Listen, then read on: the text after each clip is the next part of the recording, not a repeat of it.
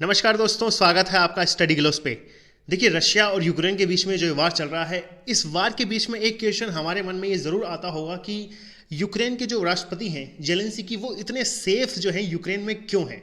आपको पता हो तो रशिया की जो सेना है, रशियन जो ट्रूप्स हैं, वो कैपिटल कीव और खार्किव जैसे शहरों में एंटर कर चुकी है।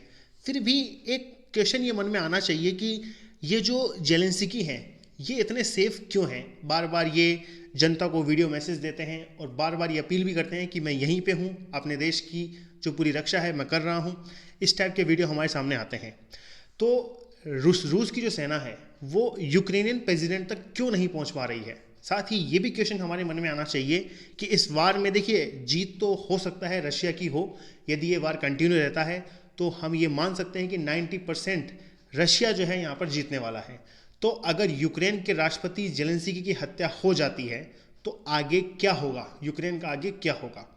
और ऐसा खबर भी हमारे सामने आया है कि अमेरिका ने यूक्रेन के लिए प्लान बी भी तैयार किया है। ये आर्टिकल जो है आप यहाँ पर देख सकते हैं, काफ़ी आर्टिकल इसके लिए पब्लिश हो चुके हैं पहले भी। Zelensky, if the Zelensky government fail in Ukraine, government fail मतलब है कि जेलेंस्की आत्मसमर्पण कर दे रशियन ट्रूप्स के सामने, उसके बाद उनका क्या होगा वो किसी को नहीं पता। तो America is preparing for plan B. Plan B की जो बात यहाँ पे की जा रही है उसे हम डिस्कस करेंगे इस वीडियो में। और जो मैंने चीज़ आपको बताई है वो क्यों पॉसिबल हो पा रही है, बहुत कुछ डिस्कस करेंगे इस वीडियो में। इसे प्रेजेंट करता हूँ मैं, मेरा नाम है सौरभ स्वामी। यदि आपको इस लेक्चर की PDF चाहिए तो आप @SauravSwamy26 सर्च करके टेलीग्राम पर इस टेलीग्राम चैनल को ज्वाइन कर सकते हैं। यहाँ पे आपको वीडियोस की जो PDF है और जो नोटिफिकेशन है वो ज़रूर मिलेगा। और देखिए, स्टडी ग्लोस मोबाइल एप्लीकेशन पर UPSC पर्सपेक्टिव से बहुत सारे कोर्सेज अवेलेबल हैं। UPSC प्रीलिम्स का जो कोर्स है बहुत मिनिमल प्राइस में लॉन्च हो चुका है। तो यहाँ पर आप रेफरल कोड यूज़ करके बहुत ही ज़्यादा मिनिमल पे करके ये जो कोर्सेज बने हुए हैं प्रीलिम्स के लिए, इनकी एक्सेस ले सकते हैं। इसके लिए आपको स्टडी ग्लोस का मोबाइल एप्लीकेशन जरूर डाउनलोड करना है।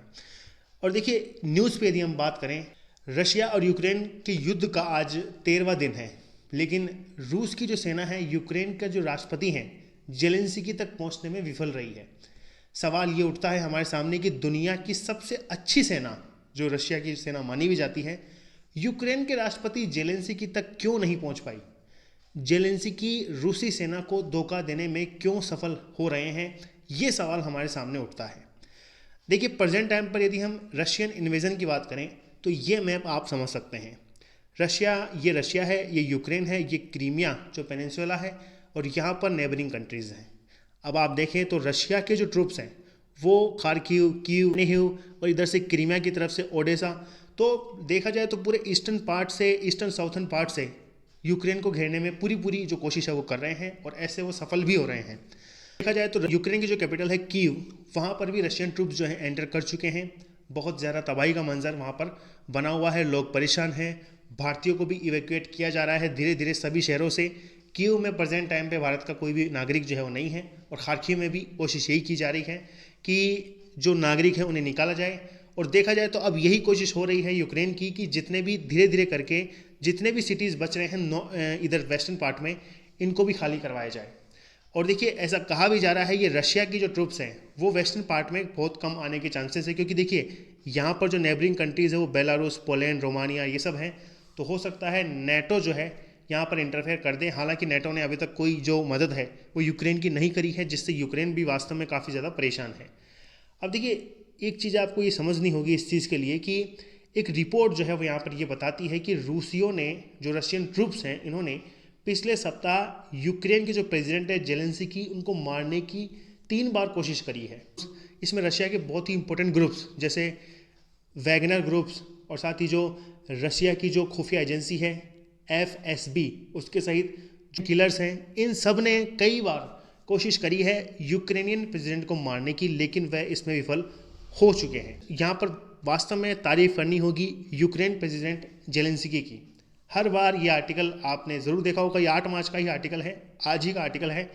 I am in Kyiv, not hiding, fighting to save my country. इस तरह के जो बयान हैं ये देते हैं। तो कई बार ये कीव में देखने को मिलते हैं, कई बार ये खार्किव में रहते हैं, लेकिन जिस तरह के वीडियो इनके द्वारा शेयर किए जाते हैं उससे आप ये समझ सकते हैं कि ये अभी भी प्रेजेंट टाइम पे यूक्रेन में ही हैं। और ये वास्तव में यूक्रेन के लिए या फिर किसी भी देश के लिए बहुत बड़ी बात है। ये चाहे तो अमेरिका के एक प्रपोजल के थ्रू अमेरिका जा सकते हैं। देखिए, रशिया और यूक्रेन के बीच में यूक्रेन का जो सपोर्ट करने वाला अमेरिका जो है और यूक्रेन की जो सेना है, ये कहीं ना कहीं जेलेंस्की की सुरक्षा के लिए काफ़ी इंपॉर्टेंट जो प्लान है उसके ऊपर तैयारी कर रहे हैं।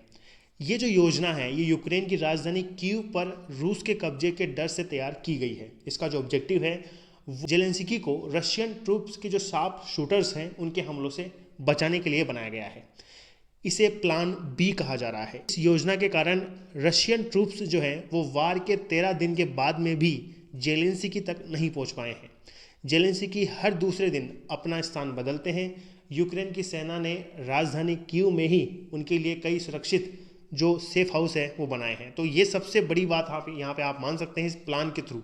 इस प्लान का जो मेन जो इम्पोर्टेंट जो स्टेटमेंट है वो ये है कि जेलेंस्की जो है अपने प्लेस को ज़्यादा से ज़्यादा चेंज करेंगे। कीव में ही अलग अलग तरीके के जो सेफ हाउस बने हुए हैं उनमें वो ट्रांसपोर्टेशन जो है वो करते रहेंगे। तो इस तरह की बातें हमारे सामने आ रही हैं।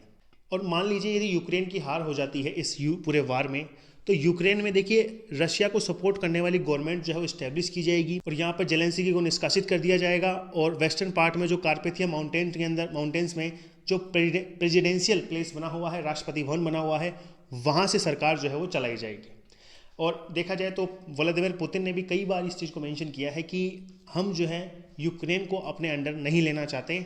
हमारा जो ऑब्जेक्टिव है वो ये है कि यूक्रेन की जो प्रेजेंट टाइम पे जो सरकार है जो प्रो वेस्टर्न कंट्रीज़ की बन चुकी है, मतलब नाटो को सपोर्ट करने वाली बन चुकी है, यूएसए को सपोर्ट करने वाली बन चुकी है, उसे हम हटाना चाहते हैं। और यदि ये वार ऐसे ही चलता रहता है तो यही परिणाम आपको देखने को मिलेगा। एक प्रो रशियन जो गवर्नमेंट है वो यूक्रेन में इस्टेब्लिश की जाएगी। और इस योजना के तहत एक रणनीति ये भी है कि पश्चिमी देशों से यूक्रेन को हथियारों की जो आपूर्ति है, यदि यूक्रेन युद्ध हार भी जाता है तो वेस्टर्न कंट्रीज़ हथियारों की आपूर्ति के लिए यूक्रेन की पूरी मदद जो है वो आगे भी जारी रखेगी। साथ ही अमेरिका इन सब चीज़ों के अलावा यूक्रेन को आर्थिक सहायता भी आगे के लिए देता रहेगा। इसके साथ रूस पर लगे जो सैंक्शंस लगाए हैं वो भी नहीं हटाए जाएंगे। ये भी एक पॉलिसी आप इस प्लान की मान सकते हैं। देखिए, जनवरी में हुआ क्या था कि अमेरिका दौरे पर गए थे राष्ट्रपति जेलेंस्की और उनके परिवार की सुरक्षा के लिए उन्होंने इस बारे में जानकारी दी थी अमेरिका में। और बाइडेन प्रशासन ने कहा था कि यूक्रेन में जेलेंस्की की मौजूदगी वहाँ के लोगों में जोश बनाए रखने के लिए ज़रूरी है, क्योंकि आपने देखा होगा तो वहाँ पर मार्शल लॉ लग चुका है और उसके तहत जो सिविलियंस हैं वो भी रशियन ट्रूप्स का पूरा मुकाबला कर रहे हैं। इवन वुमेन भी अब इस युद्ध में एंटर कर चुकी है। तो इन सब चीज़ों के बाद में ही जेलेंस्की ने ये बयान दिया था कि मैं जो है देश छोड़कर नहीं जाने वाला। हालांकि जेलेंस्की की पत्नी जो है जिनका नाम है ओलेना, ये भी यूक्रेन की जनता के लिए वीडियो संदेश जो है वो जारी करती आई है, लेकिन ओलेना के यूक्रेन में होने की कोई भी जानकारी अभी तक नहीं है, मतलब वो किसी और देश में है ऐसा कहा जा रहा है। तो इस वजह से देखिए, आपने देखा हो तो तालिबान के अफगानिस्तान पर कब्जा करने से पहले राष्ट्रपति अशरफ गनी जो है वो देश छोड़कर भाग चुके थे। गनी ने जब ये स्टेप उठाया तो अमेरिका काफ़ी नाराज़ हुआ और वो भी वहाँ से चला गया। उस वक्त अमेरिका ने कहा था कि गनी को देश छोड़कर नहीं जाना चाहिए था, क्योंकि यहाँ पर उन्हें ज़रूरत थी तालिबान से लड़ने की। तो यदि जेलेंस्की भी इसी तरह का कदम उठाएंगे तो रशिया का जो पावर है वो पूरे रीजन में और भी ज़्यादा स्ट्रॉन्ग हो जाएगा और कल को यूक्रेन के साथ साथ और भी देशों पर जो रशिया है वो आक्रमण कर सकता है। अकॉर्डिंग टू यूक्रेनियन कॉन्स्टिट्यूशन की बात करें तो जेलेंस्की के बाद में, मतलब राष्ट्रपति के बाद में दूसरे स्थान पर वहाँ पर जो पार्लियामेंट है उसके स्पीकर होते हैं। प्रेजेंट टाइम पे इस स्पीकर का जो नाम है वो है रसलन स्टेफनचुक। युद्ध के हमले के डर से यूक्रेनी खुफिया ने उन्हें और जेलेंस्की को अलग अलग तिजोरी में रखा है, ऐसी बातें हमारे सामने आ रही हैं। और हाल ही में यूक्रेन ने जब यूरोपीय यूनियन की सदस्य की मांग की थी तो जो तस्वीर पार्लियामेंट की हमारे सामने आई थी जिसमें 3 लोग खड़े थे, एक जेलेंस्की थे, एक उनके सेक्रेटरी थे और एक थे स्पीकर, उसमें वह साथ नज़र आए थे। उसके बाद में वो दोनों साथ नज़र नहीं आए हैं। तो कुल मिलाकर आप ये मान सकते हैं कि यूक्रेन के जो प्रेसिडेंट हैं वो हर दिन हर घंटे अपनी जो जगह है वो चेंज कर रहे हैं, जिस वजह से वो रशियन शार्प शूटर्स से और रशियन ट्रूप से बच रहे हैं और अमेरिका इसके लिए पूरा सपोर्ट कर रहा है। तो ये है यूक्रेन का प्लान बी। खैर, ये था इस वीडियो में। इसी तरह के इंपॉर्टेंट और इन्फॉर्मेटिव वीडियोज़ के साथ हम मिलते रहेंगे। धन्यवाद।